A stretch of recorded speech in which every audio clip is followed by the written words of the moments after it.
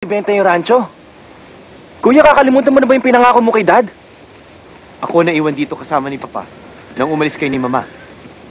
Wala na akong ibang ginawa kundi asikasuhin tong ranchong to. Gusto ko naman ng iba. And besides, hindi na rin naman kumikita ng malaki to eh. Sasayangin niyo ba lahat ng pinaghirapan ni Dad, Ma? Ilang buwan ka pa lang dito kung magsalita ka parang pinagpagura mo na tong lugar na to? Kuya, ilang buwan pala ako dito pero napamahal na sa akin ang lugar na to. Pinag-isipan ko na to. I'm sorry, Migo. Pero kuya, Ranchero naman ang gusto mo ngayon. Nung first year college ka, gusto mo maging architect. Nung second year, engineer naman. Pero imbis na tapusin mo ang pag-aaral mo, anong ginawa mo? Bigla ka nalang lumayas. Traveling around the world as if you didn't have any responsibilities. manahanap ko na gusto ko. Think about it very carefully, Migo.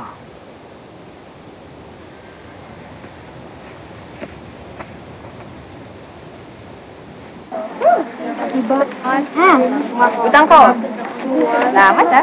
Talaga bang babayaran mo na? Sigado ka? Kailangan mo na yan, di ba? Oo, eh. Pambibili ng bilhin ni tatay para makapagtanim kami ulit ng bilis. Di ba nagbabayad ka pa ng utang nyo nung nakasakit yung nanay mo?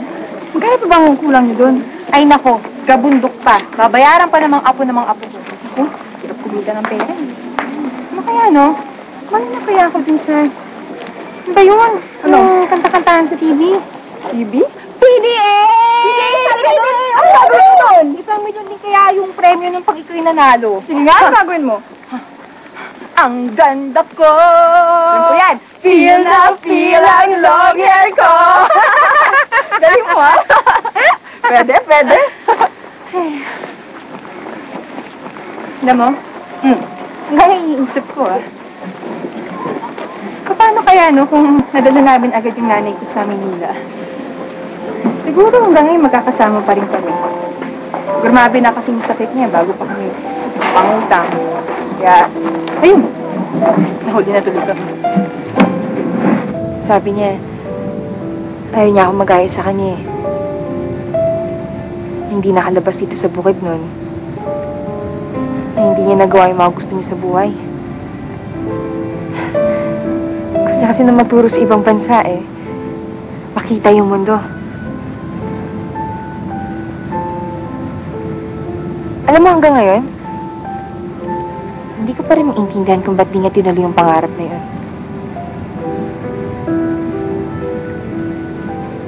Kaya ako nila gagawa nun.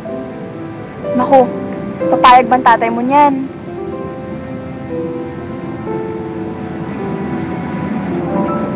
₱15 na bawang, 10 pisong sibuyas, 5 pisong paminta, 2 gwit kalahating patatas, ₱15 po yun. Oo. Oh, kaya dapat, ang sukli ko po, 55, hindi po 45, kasi 100 piso po yung bayad sa inyo. Oo nga pala, tama ka. Sabi ko sa inyo, Manang eh. Ay, naku anak. Ang galing-galing niyo talaga mga bautista sama. Salamat po. Manang yung sukli ko po. Talagang matalino yan, Manang. Kaya lalo ko na-love dyan eh. So? Sinusunod mo ba ako? Manang, salamat po ah. Sige, Ang huling alam ko, public market to eh. Open sa lahat. Di lang sa'yo. Tama ka, Tol? Siyempre po! Ano siyempre ka dyan? Ikaw ha? Ito ka pa. Uy, ate, tingnan mo. Wow! Uy, to ah. Ganda! Uy! Kulat-kulat. Ganda! Ganda! Nakabudget yung pera natin eh. Kasya lang para sa makailangan talaga natin.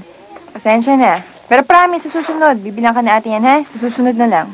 Susuot ko po sana to sa kamulan para cowboy din ako eh. Walang pera sa atin Sandali. Ayan, gusto mo ba nito? Ay, hindi, Migo, wag na. Okay lang. Okay lang. Minsan lang to eh. Regalo ko na sa'yo yan. Anthony, anong gusto mo? Ito ko yung Migo. Yan, Wow! sige, para ko yung kulay. Yan! Cowboy na ako. Ingatan niyo yan, ha? Migo! Cowboy, hindi totoong cowboy. Pag walang ganitong sombrero. Uy, Migo, Salamat salamat Oo, kayo pa. Ganda!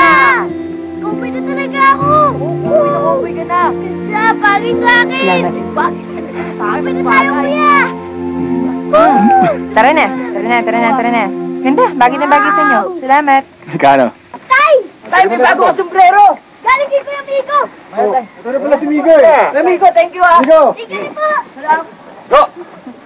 Usapin mo nga ito si Cowboy. Sabihin mo nga sa kanya, hindi magsasara rancho nyo. Eh gusto magpunta nito na Australia eh. Naalala ko tuloy ng sagana pa sa rancho ang bukid nun.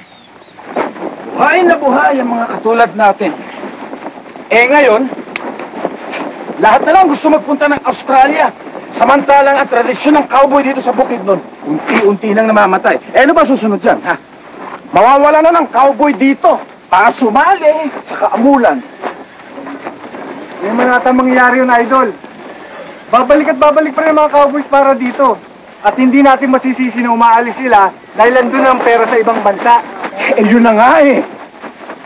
Imbis na tulungan natin ang sarili natin lugar, imbis na subukan natin ibalik sa dati, ayun, napapabayaan na lang. Paano ang utak nasa pang-alis? Idol naman. Huwag kang mag-aalala dahil kumpleto pa rin tayo dito sa Kaamulan. Tingnan nyo nga ito si Migo, bumalik din. Paano ba yun, Do? Kailangan sumali ka sa rodeo. Hindi ka talaga totoong taga-bukid doon kapag hindi ka sumali doon. Yan? Hindi talaga kayang sumali dyan. Hindi naman talagang cowboy yun. Alam mo na natatakot lang yan si Ara kasi alam niya pag nanalo ko, kailangan niya na akong sagutin. Di ba? Bakit sa tingin mo mananalo ka? Oo naman. Kahit sa kahit ng event? Kahit na ano. Kahit sa bull riding?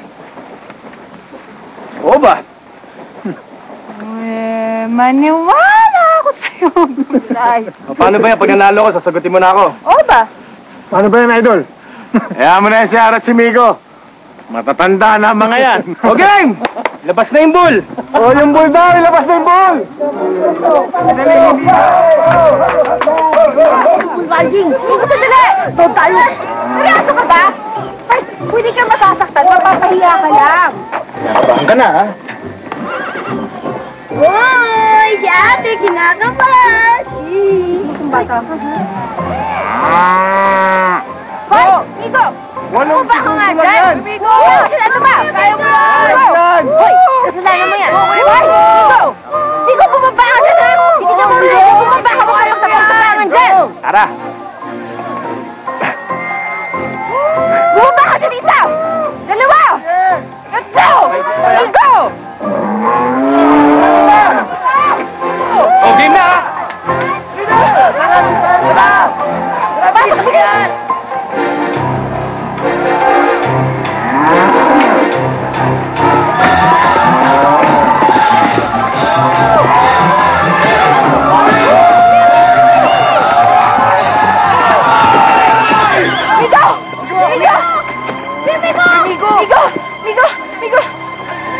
Migo! Okay ka lang? Migo! Tumawag ka na ambulansya! Tumawag ka na ambulansya! Bilisan niyo! Hoy, ka pa pala! Sayang! Ano? Naka-HIS na ba ako? Girlfriend ko na ba si Ara? Wala, amigo. 7 seconds lang. Hindi pwede yun. Isa pa. Isa pa. Pero yung pambula mo gagamitin ko. Oh! 1, 2,